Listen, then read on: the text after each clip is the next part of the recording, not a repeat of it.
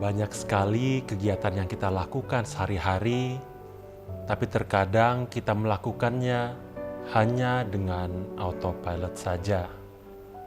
Tanpa kita sadari, kehadiran Tuhan kita abaikan karena kita terlalu fokus kepada rutinitas. Yohanes 1:14 mengatakan bahwa firman itu telah menjadi manusia dan diam di antara kita. Artinya, Ia hadir di dalam kehidupan kita sebagaimana Ia juga hadir dan disaksikan dalam kehidupan tokoh-tokoh Alkitab yang pada malam ini akan menolong kita untuk memaknai inkarnasi Kristus di dalam kehidupan kita. Marilah kita merespons undangan Tuhan kepada kita sekalian dengan memulai ibadah malam Natal kita dengan sama-sama membacakan kalimat votum sebagai berikut. Pertolongan kita adalah di dalam nama Tuhan yang menjadikan langit dan bumi. Ia adalah Allah yang setia, yang tidak pernah meninggalkan buah pekerjaan tangannya, yaitu saudara dan saya. Turunlah atas kita sekalian, anugerah dan sejahtera daripada Allah Bapa, Putra, dan Roh Kudus. Amin. Mulia bagi Bapa.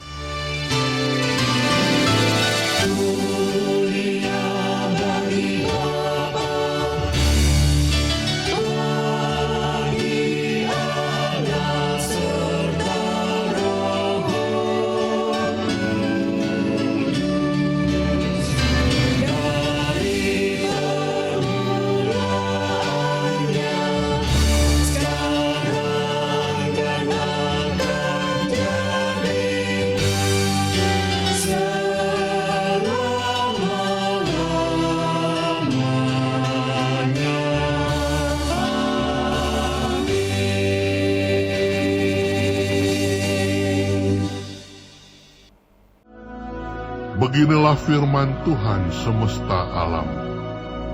Akulah yang mengambil engkau dari padang, ketika menggiring kambing domba, untuk menjadi raja atas umatku Israel. Aku telah menyertai engkau di segala tempat yang kau jalani, dan telah melenyapkan segala musuhmu dari depanmu. Aku membuat besar namamu, seperti nama orang-orang besar yang ada di bumi. Aku menentukan tempat bagi umatku Israel, dan menanamkannya, sehingga ia dapat diam di tempatnya sendiri, dengan tidak lagi dikejutkan, dan tidak pula ditindas oleh orang-orang lalim seperti dahulu, sejak Aku mengangkat hakim-hakim atas umatku Israel. Aku mengaruniakan keamanan kepadamu daripada semua musuhmu. Juga diberitahukan Tuhan kepadamu, Tuhan akan memberikan keturunan kepadamu. Apabila umurmu sudah genap, dan engkau telah mendapat perhentian bersama-sama dengan nenek moyangmu, maka aku akan membangkitkan keturunanmu yang kemudian, anak kandungmu, dan aku akan mengokohkan kerajaannya.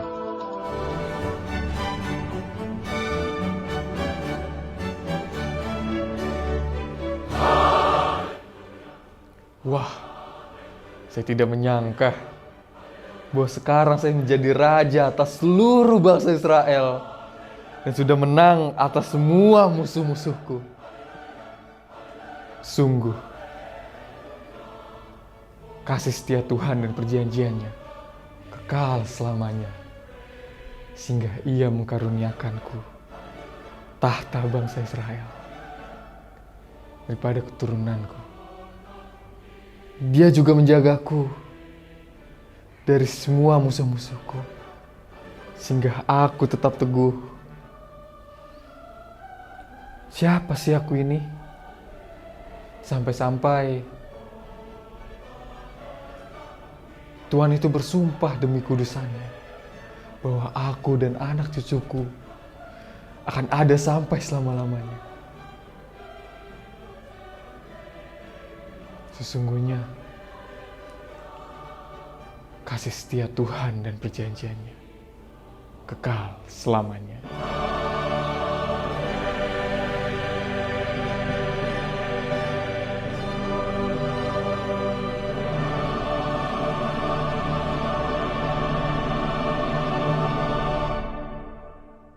Mari kita berdoa. Bapa di dalam surga, Bapa yang kami kenal dan kami sembah di dalam nama Yesus, sungguh kami mengucap syukur kepadamu Tuhan. Engkau telah melindungi kami sehingga kami boleh berkumpul di tempat ini untuk merayakan malam Natal tanggal 24 Desember.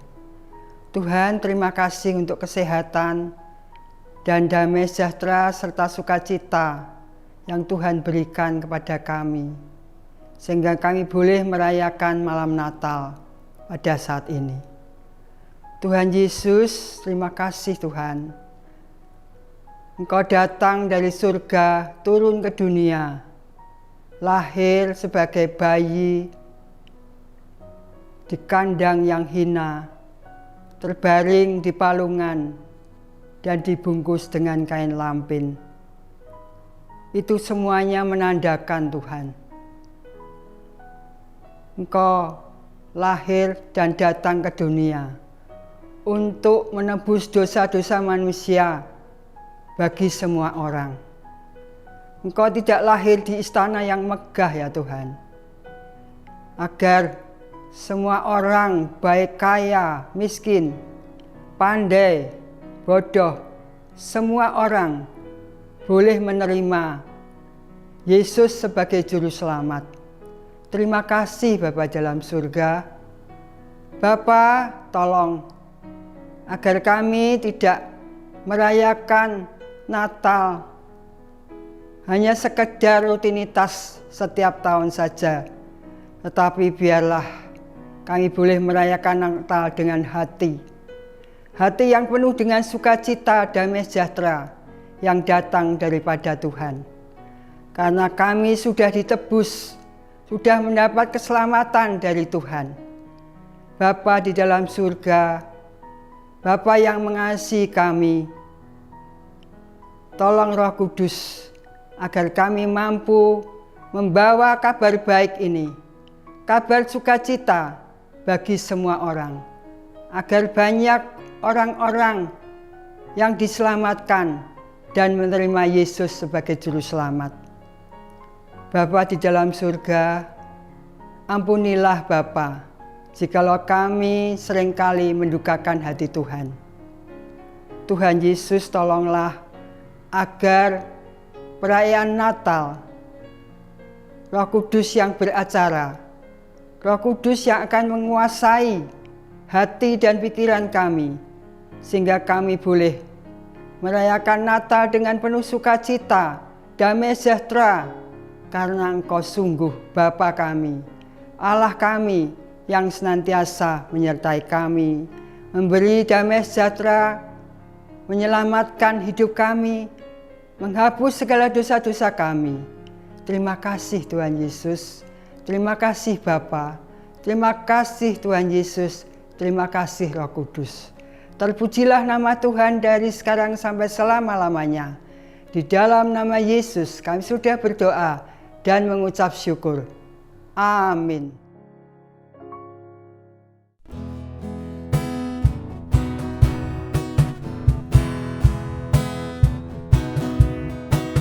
Mari berhimpun dan bersukaria. Hai, mari semua ke Betlehem. Lihat yang lahir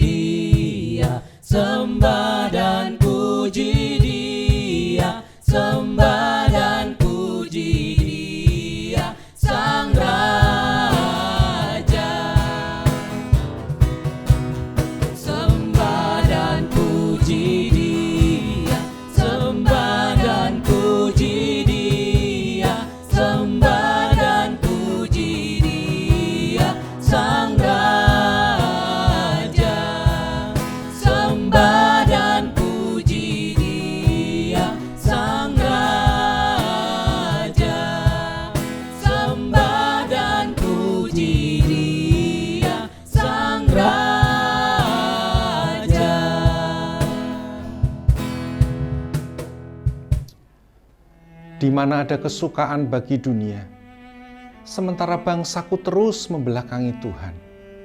Aku, Yesaya, nabi yang diutus Tuhan untuk berbicara. Aduh, sudah berkali-kali aku memperingatkan bangsa ini tentang kehadiran Allah yang kudus, supaya mereka bertobat. Tetapi selalu saja mereka berbuat dosa. Bahkan sekarang, ketika Aram sudah mengepung Yerusalem, mereka tetap tidak mau mengandalkan Tuhan. Padahal Tuhan sudah berjanji akan menyelamatkan mereka. Immanuel, itulah yang dikatakannya Allah beserta kita. Tetapi kedegilan hati mereka sepertinya tidak ada ujungnya. Mari pada saat ini kita jujur di hadapan Allah. Mari kita membuka diri kita di hadapan Tuhan kita. Betapa sering kita mendukakan hatinya dengan pikiran, perkataan, dan tindakan yang dicemarkan oleh dosa. Mari kita masing-masing pada momen malam Natal ini melihat ke dalam diri kita, lalu kita mengaku dosa-dosa kita di hadapan Tuhan. Mari kita sebutkan satu persatu kelalaian kita. Di dalam 1-2 menit ke depan, mari kita merendahkan diri di hadapan Tuhan dengan mengaku dosa-dosa kita.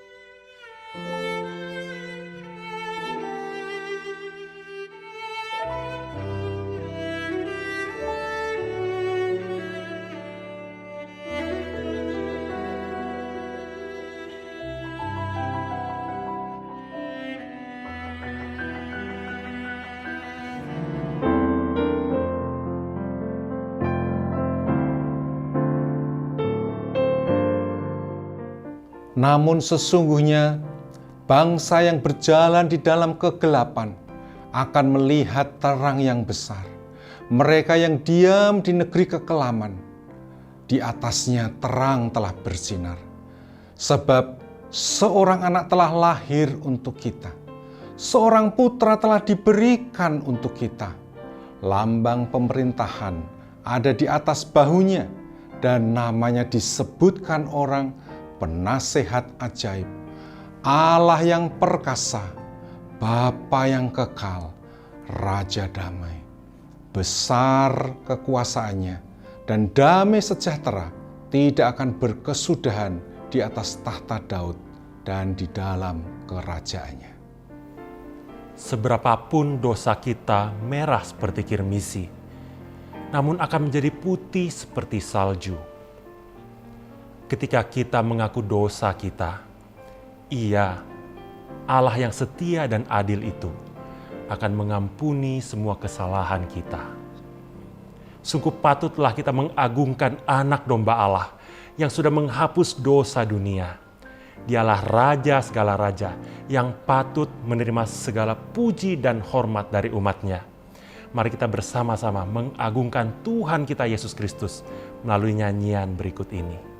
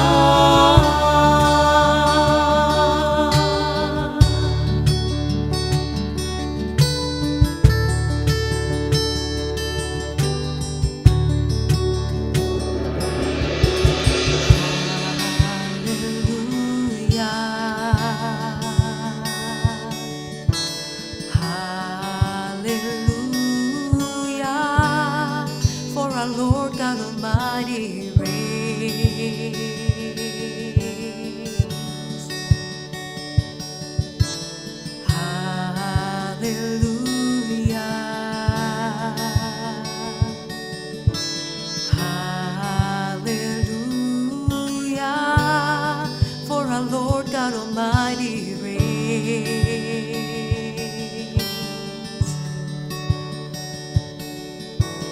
Hallelujah.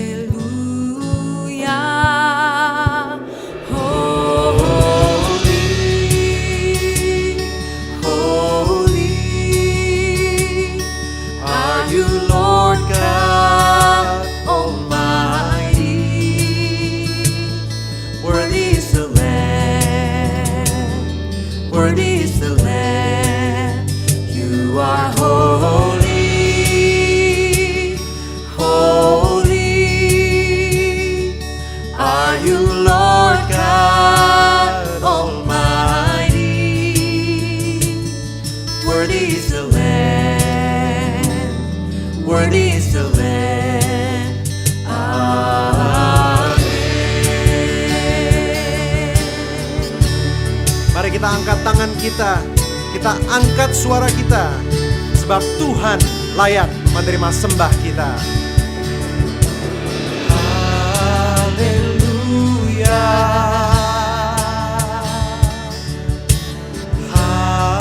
haleluya, sebab Engkau Allah yang berkuasa.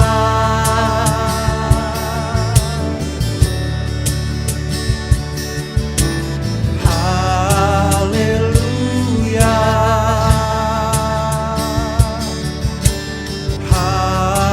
haleluya, sebab Engkau Allah yang berkuasa.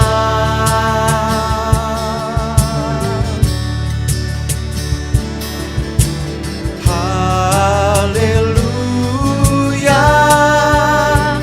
kudus, kudus, Engkau Allah Maha Kuasa, layak dipuji, layak disembah. Engkau kudus, kudus, Engkau Allah Maha Kuasa, layak dipuji, layak disembah.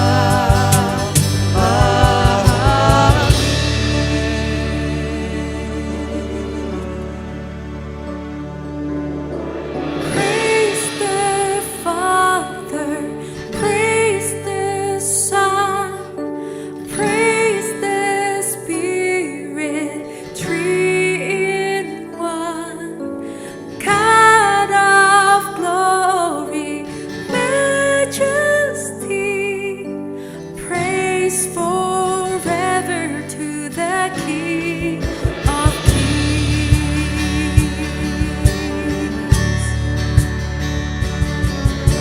Darkness we were waiting, without hope, without light, till from heaven you came running.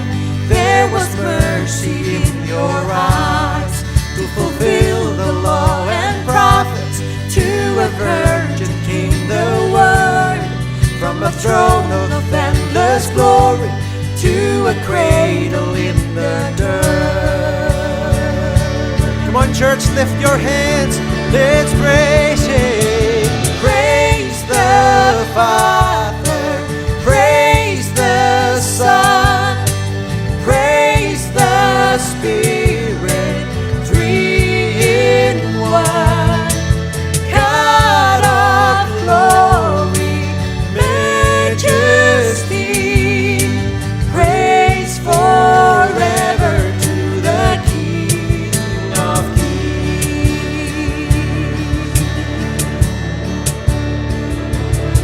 Ku menanti dalam gelap, tiada terang dan harapan.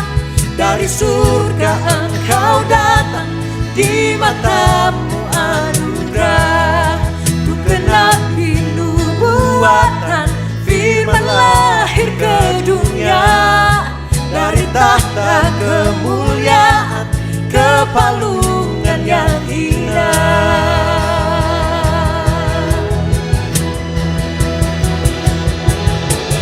Puji Dia Allah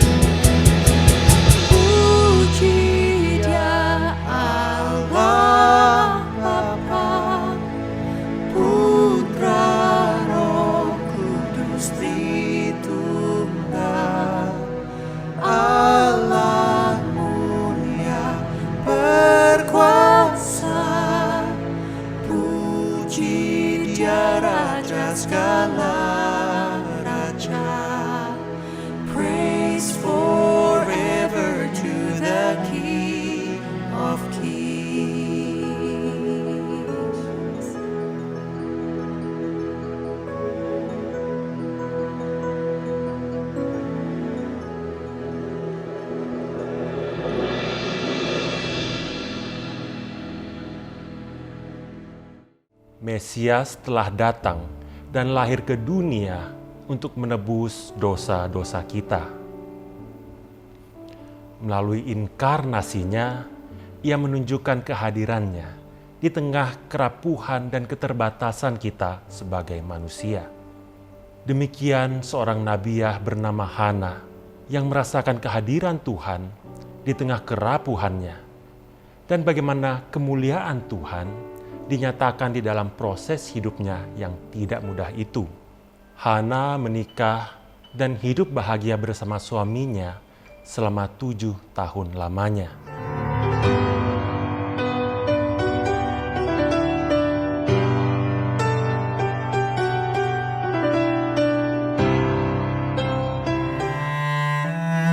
Sampai akhirnya maut memisahkan mereka. Apakah benar Tuhan benar-benar hadir dalam hidupku? Bayangkan, setelah 7 tahun aku menikah, belum juga dikaruniakan seorang momongan. Dan lebih menyedihkan lagi, suamiku baru saja meninggal. Beberapa bulan lalu, aku menunggu sanak saudaranya untuk mengambil aku menjadi istrinya, tapi tidak ada.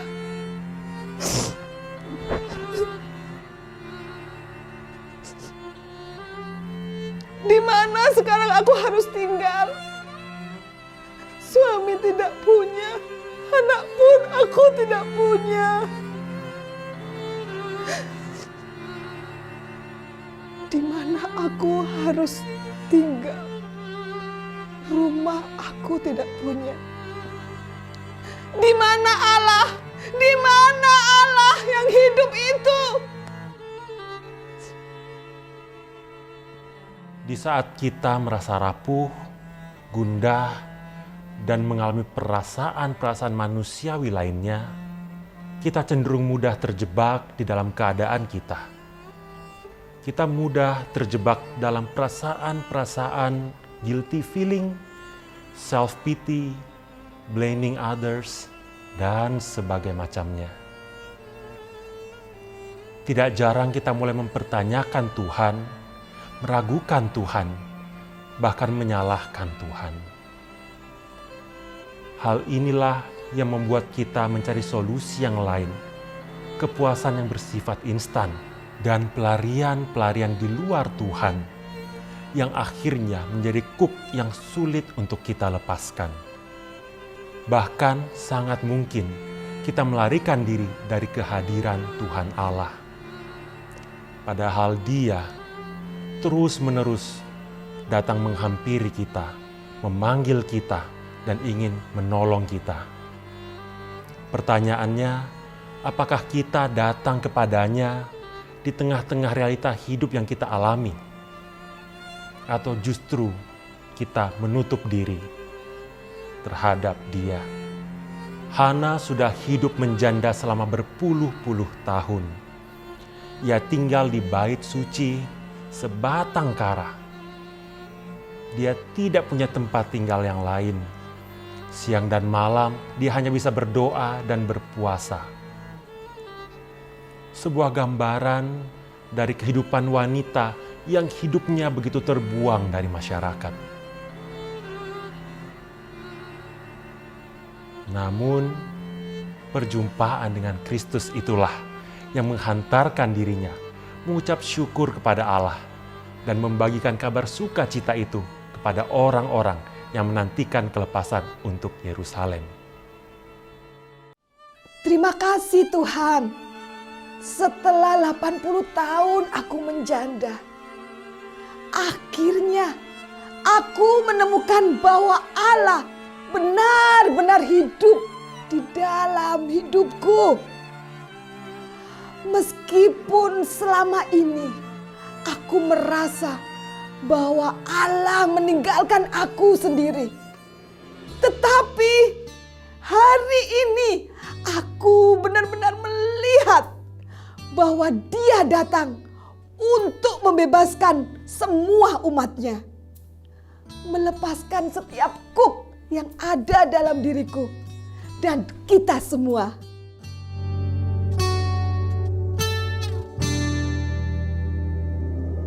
Bapakku datang dan berserah, ku nyatakan Kau yang berkuasa dalam gelap, Kau setia, Kau cahaya hidupku. Kau kuatkan aku bertahan, Kau harapan dalam kesesakan, Kau buktikan kesetiaan-Mu Tuhan, Engkau Allah Immanuel.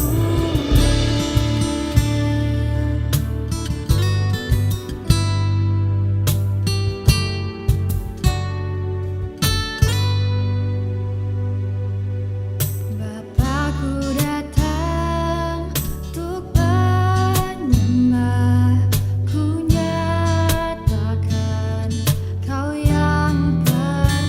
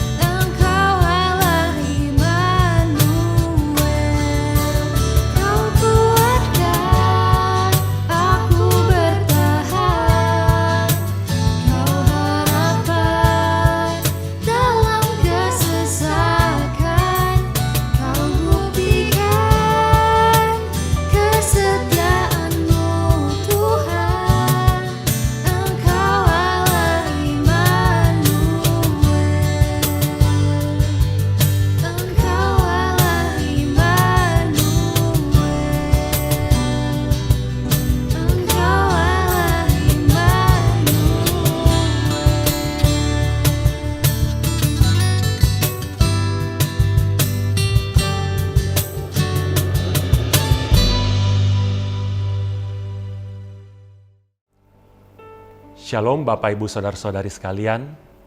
Saya mengucapkan selamat merayakan malam Natal untuk kita sekalian dimanapun kita berada. Tema perayaan malam Natal kita hari ini ialah In His Incarnation, yang berarti di dalam inkarnasinya. Kata inkarnasi diambil dari kata incarnal, yang berarti di dalam daging. Istilah ini berasal dari Yohanes 1:14 yang berbunyi demikian. Firman itu telah menjadi manusia dan diam di antara kita. Dan kita telah melihat kemuliaannya, yaitu kemuliaan yang diberikan kepadanya sebagai anak tunggal Bapa, penuh kasih karunia dan kebenaran. Dalam terjemahan Alkitab bahasa Inggris, kata-kata yang digunakan ialah "The Word became flesh and made His dwelling among us." The Word became flesh. Firman menjadi daging. Inilah inkarnasi. Ada satu hal yang membuat saya bertanya-tanya di sini. Mengapa firman itu harus menjadi manusia untuk dapat diam di tengah-tengah kita? Bukankah Allah itu maha hadir? Allah adalah pencipta yang tidak dikekang oleh ruang dan waktu. Jika memang demikian adanya, tentu Ia bisa hadir dan berdiam di tengah-tengah kita, kapan saja dan di mana saja, tanpa perlu proses inkarnasi. Lalu mengapa firman Allah harus menjadi manusia? Menurut saya setidaknya ada 3 alasan. Yang pertama, agar kita dapat mengalami pembenaran atau justification.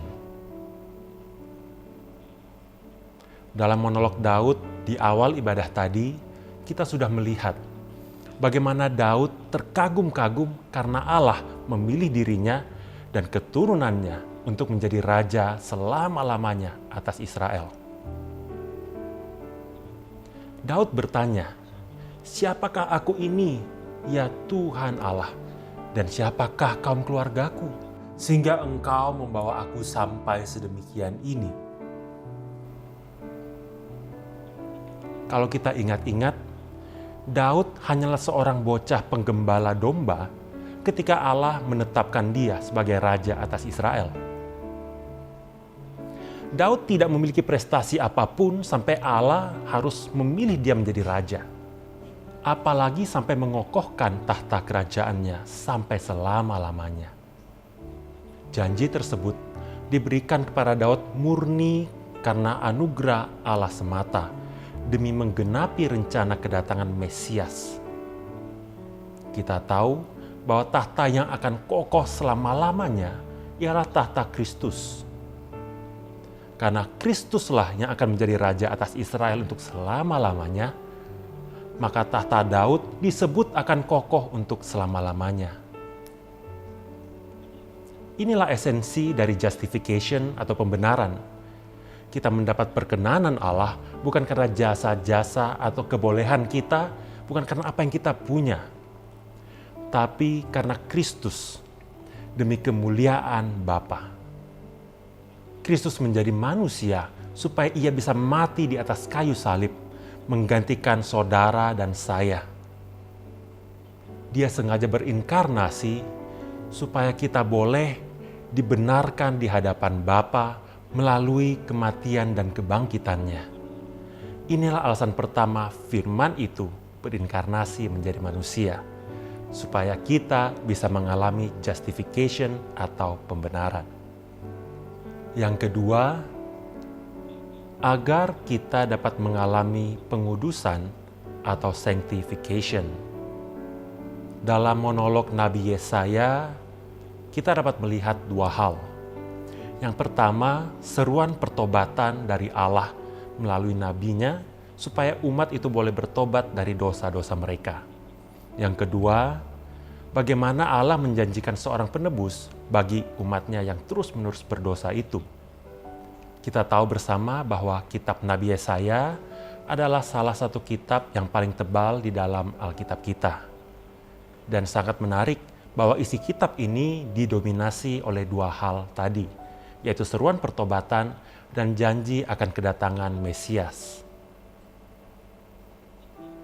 Ternyata umat yang sudah ditebus, sudah menyaksikan kasih setia Tuhan, sudah menerima hukum Taurat, sudah rajin beribadah di bait Allah, ternyata masih terus-menerus berbuat dosa sehingga memerlukan pengudusan. Di satu sisi kita melihat bahwa status sebagai umat Allah tidak serta-merta menjamin bahwa seseorang akan otomatis menjadi manusia yang sempurna.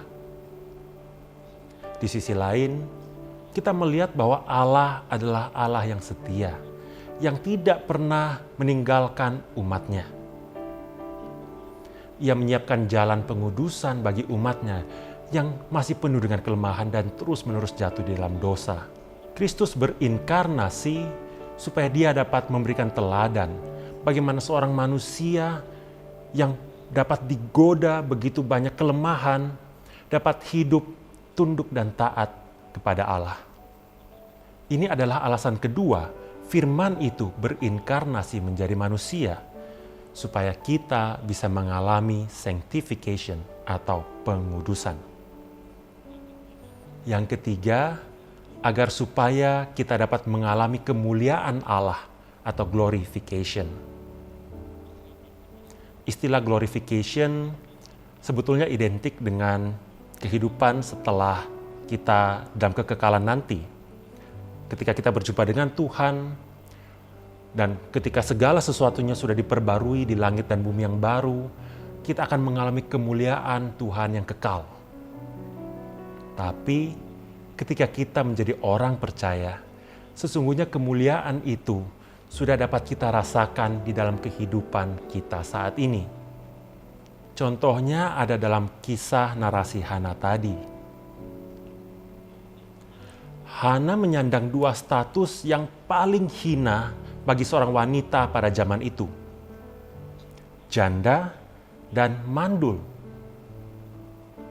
Dia berusia sekitar 14 tahun ketika ia menikah dan menjadi janda di usia sekitar 21 tahun, 7 tahun setelah pernikahannya. Usia yang masih sangat muda, tapi harus dilabel oleh masyarakat sebagai manusia terkutuk dan itu dia jalani sampai usia tuanya. Sama sekali tidak ada yang Hana dapat lakukan pada saat itu. Memang tidak dicatat siapa suami Hana. Tapi saya menduga Hana adalah janda dari seorang imam. Sebab hanya kondisi tersebut yang masuk akal menyebabkan dia tidak mungkin menikah lagi seumur hidupnya. Biasanya seorang janda yang belum punya anak itu harus dinikahi oleh keluarga suaminya. Kita bisa lihat contoh ini dalam kisah Ruth. Namun, jika suami Hana ternyata memang adalah seorang imam, tentu sanak saudara suaminya ini juga adalah imam, karena imam itu adalah berdasarkan keluarga. Dalam perjanjian lama dicatat bahwa imam hanya boleh menikah dengan wanita yang masih gadis. Tidak boleh janda. Dengan demikian, tidak ada sanak keluarga dari suami Hana yang bisa mengambil dia menjadi istrinya. Apakah memungkinkan dia menikah lagi dengan pria di luar keluarga suaminya? Ternyata hal itu juga tidak mungkin baginya. Janda seorang pejabat itu tidak boleh dinikahi oleh orang sembarangan. Ketika Daud meninggal, Adonia, anak Daud sendiri, meminta Abisak, janda Daud, kepada ibu Salomo. Akibat permintaan itu, Salomo akhirnya membunuh kokonya sendiri karena dituduh makar. Janda imam juga sama. Janda imam tidak boleh dinikahi orang sembarangan, karena orang itu nantinya bisa mengklaim jabatan imam. Hal ini akan menyebabkan pelanggaran hukum yang menetapkan bahwa jabatan imam hanya boleh dipegang oleh orang Lewi. Saudara-saudari, di sini kita bisa melihat bagaimana Hana terjebak dalam satu situasi yang tidak bisa dia apa-apain lagi. Tidak bisa dia ubah lagi. Seumur hidupnya dia akan dipandang sebagai wanita terkutuk. dengan tekanan sosial yang seperti itu, dengan perasaan yang mungkin campur aduk di dalam dirinya. Dalam realita kehidupan yang begitu pahit dan memprihatinkan. Di mana kemuliaan Tuhan untuk Hana? Namun ternyata Hana tetap dapat mengalami kemuliaan Tuhan itu. Dia boleh mengalami glorification di dalam kehinaan hidupnya. Dalam Lukas 2 dicatat dia mengucap syukur kepada Allah dan memberitakan Injil kepada sesamanya. Dia tidak lagi fokus kepada realita hidup yang memang sudah tidak bisa diapa-apain lagi. Tapi dia fokus memberikan diri kepada Tuhan dan menjadi berkat bagi sesama. Inilah alasan ketiga firman itu berinkarnasi menjadi manusia. Firman Allah yang mulia itu hadir dalam rupa manusia, daging yang begitu hina, begitu rendah di dalam kandang, supaya kita juga dapat mengalami kemuliaan itu. Meskipun di dalam kondisi realita hidup yang bermacam-macam. Bapak, Ibu, Saudara-saudari, ada beberapa implikasi dari 3 alasan ini untuk setiap kita. Untuk Anda yang non-Kristen yang mungkin mendengarkan khotbah ini, Anda perlu tahu bahwa kita dengan segala yang kita perbuat tidak mungkin dapat menebus segala dosa dan kesalahan kita. Hanya Tuhan Allah sendiri yang sanggup untuk menghapuskan dosa-dosa kita. Tetapi Tuhan Allah tidak mungkin melanggar kekudusan dan keadilannya sendiri dengan menghapuskan dosa kita tanpa sebuah penebusan. Apakah kita bisa menebus dosa kita dengan pemberian-pemberian yang kita berikan kepada Tuhan? Tidak bisa, saudara-saudari. Hanya manusia yang tidak bercacat, yang sempurna, yang mati menggantikan kita. Hanya melalui kematian Dialah kita dapat memperoleh penebusan dosa. Di malam Natal ini, kita sudah melihat bagaimana Yesus Kristus melalui kelahirannya, kematiannya, dan kebangkitannya, sabda Allah yang berinkarnasi itu. Hanya di dalam Dia kita dapat memperoleh penebusan dosa yang sejati. Kebenaran ini tidak hanya berlaku bagi orang Kristen, tapi juga untuk Anda, kalau Anda mau percaya kepadanya. Dengan percaya kepada Tuhan Yesus, semua dosa Anda dapat ditebus, dan Anda dapat datang kepada Tuhan Allah dan berelasi dengan Dia. Untuk Anda, orang-orang Kristen yang mungkin sedang meragukan keselamatan Anda, hari ini kita boleh diteguhkan kembali oleh kebenaran firman Tuhan, bahwa firman itu sudah menjadi manusia, supaya ia dapat mati menebus dosa-dosa kita. Iblis bisa saja terus-menerus mencoba mengaburkan kebenaran ini dengan berbagai kebohongan yang ia bisikkan di dalam kepala kita, di dalam pikiran kita. Dia bisa saja menaruh keraguan di dalam hati setiap kita, membuat kita tidak yakin akan keselamatan yang sudah kita terima. Ketahuilah, keselamatan kita sudah tetap.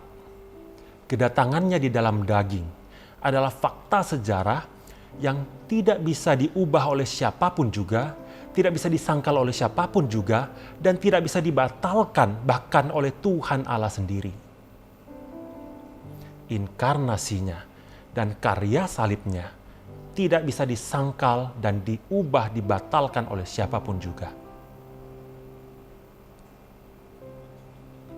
Untuk Anda yang terus-menerus jatuh bangun di dalam dosa, jangan putus asa. Kehidupan yang kudus itu mungkin. Lepas dari kecanduan itu mungkin. Mungkin sangat sulit untuk melakukannya seorang diri.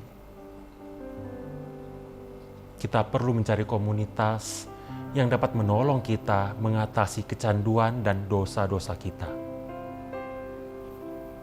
Mungkin melalui konseling, komunitas doa, pendalaman Alkitab, dan seterusnya. Firman datang menjadi daging dan berdiam di antara kita. Artinya komunitas itu dapat menjadi sarana kehadiran Tuhan untuk kehidupan yang dikuduskan. Bukan berarti kita akan jadi manusia sempurna yang tidak mungkin berdosa lagi. Tapi setiap kali kita jatuh, kita tidak akan berlarut-larut jatuh di dalam dosa. Kita akan ditegur, ditopang, dikuatkan, dan dipulihkan melalui komunitas yang Tuhan sediakan untuk setiap kita. Untuk Anda yang sedang merasa terpuruk, merasa terjebak dalam satu situasi yang Anda tidak bisa ubah lagi, ketahuilah bahwa kemuliaan Tuhan yang maha tinggi itu dapat terselubung dalam kehinaan di kandang hewan. Sampai waktunya penggenapan itu tiba, kemuliaan itu akan nyata bagi setiap orang. Sampai saat itu tiba, marilah kita tetap mengucap syukur untuk segala sesuatu yang terjadi dalam hidup kita. Jangan fokus pada keadaan yang berada di luar kontrol kita. Kalau kita hanya fokus pada hal-hal tersebut, kita akan terjebak dalam perasaan-perasaan marah, sedih, kecewa, menyalahkan Tuhan, menyalahkan sesama, menyalahkan diri sendiri, bahkan mungkin masuk ke dalam depresi dan akhirnya bunuh diri. Kita perlu fokus supaya kehidupan kita bisa menjadi berkat bagi sesama. Ingat perkataan Rasul Paulus dalam 2 Korintus 4 ayat 6 dan 7 yang berbunyi demikian. Sebab Allah yang telah berfirman, dari dalam gelap akan terbit terang. Ia juga yang membuat terang itu bercahaya dalam hati kita, supaya kita beroleh terang dari pengetahuan akan kemuliaan Allah yang nampak pada wajah Kristus. Tetapi harta ini kami punyai dalam bejana tanah liat, supaya nyata bahwa kekuatan yang melimpah-limpah itu berasal dari Allah, bukan dari diri kami. Saudara-saudari, saya mengajak kita mengambil waktu hening sejenak selama 1-2 menit ke depan. Mari kita renungkan apa yang firman Tuhan telah sampaikan kepada kita semua secara pribadi pada malam Natal ini. Apakah kita mendapatkan berita sukacita seperti apa yang Daud dapatkan? Apakah kita mendapatkan seruan pertobatan seperti yang disampaikan Nabi Yesaya? Apakah kita mendapatkan cahaya kemuliaan Allah di dalam kehinaan seperti yang Hana saksikan? Mari kita buka kehidupan kita di hadapan Tuhan. Setelah itu mari kita respons dengan doa secara pribadi di hadapan Tuhan. Kita bisa mengucap syukur, kita bisa berkomitmen untuk hidup kudus, atau kita bisa berkomitmen untuk memberikan diri melayani Tuhan. Setelah 1-2 menit, SOG akan memimpin kita dalam nyanyian Natal di Hatiku. Mari kita semua boleh ikut bernyanyi sebagai respons kita terhadap firman Tuhan.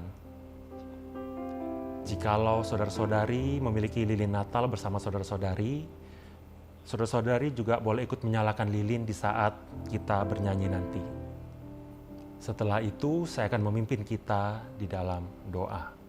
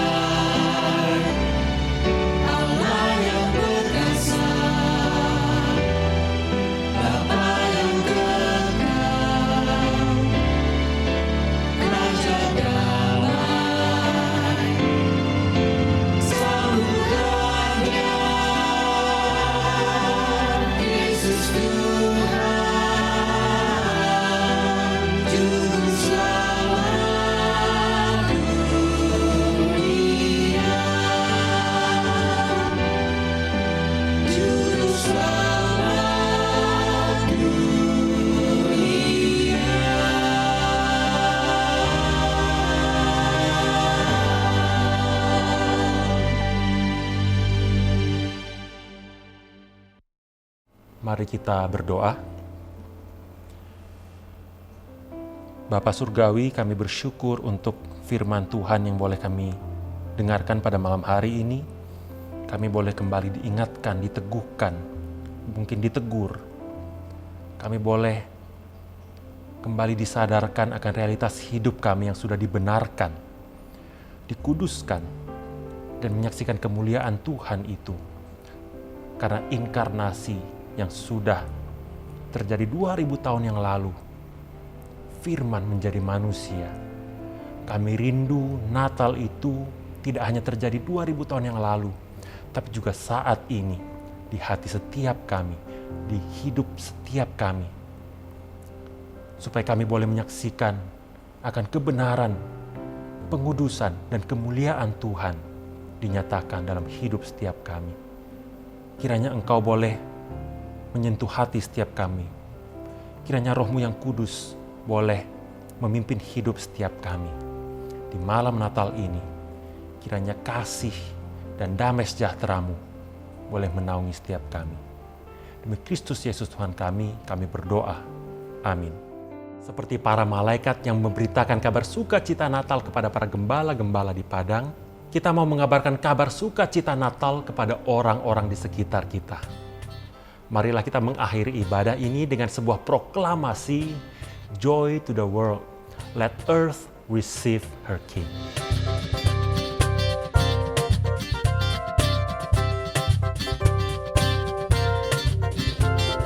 Joy to the world, the Lord has come. Let earth receive her King. Let every heart prepare Him room. And heaven and nature sing, and heaven and nature sing, and heaven and nature sing.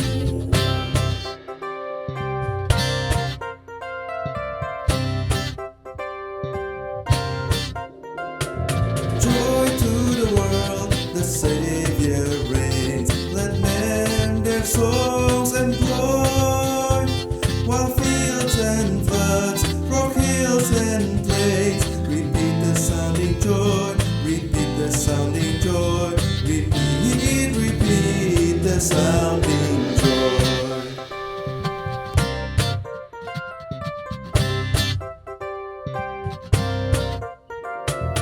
He rules the world with truth and grace, and makes the nation prove the glories of His righteousness, and wonders of His love, and wonders of His love, and wonders of His love, and wonders of His love.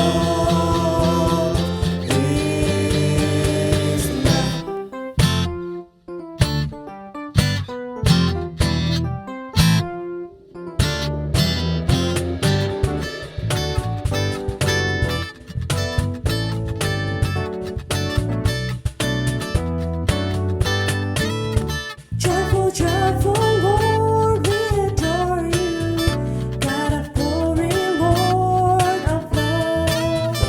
Hearts unfold like flowers before You, owing to the sun above. Melt the clouds of sin and sadness, drive the dark of doubt away. Giver of immortal gladness, fill us with the light of day.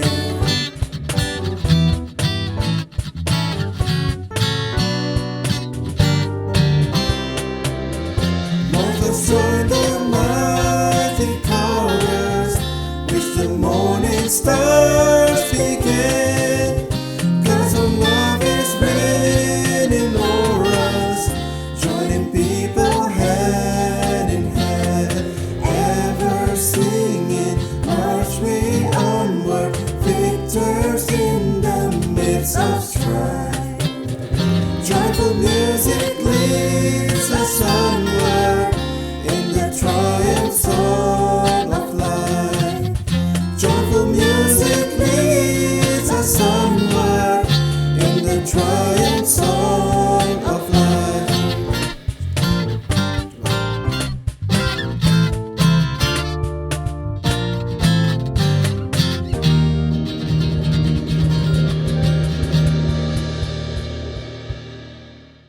Bapak, Ibu, Saudara-saudari sekalian, marilah kita menerima berkat daripada Allah kita. Kiranya hidup kita sekalian dipenuhi dengan kebenaran, kekudusan, dan kemuliaan dari Allah Bapa, Putra, dan Roh Kudus, mulai hari ini sampai selama-lamanya. Amin. Doksologi.